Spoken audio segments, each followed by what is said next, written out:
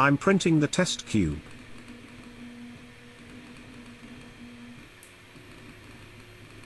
The annoying sound came from somewhere near the toolhead.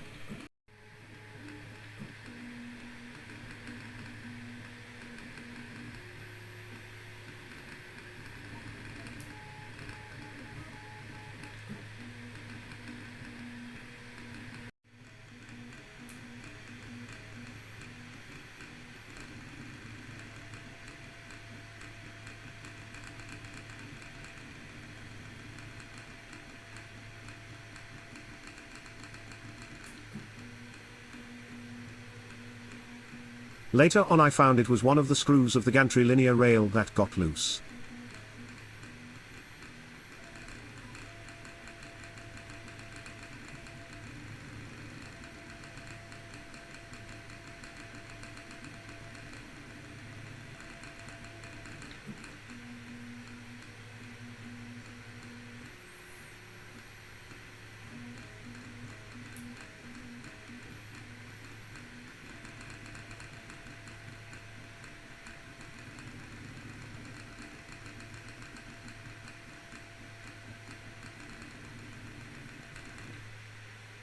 Thanks for watching.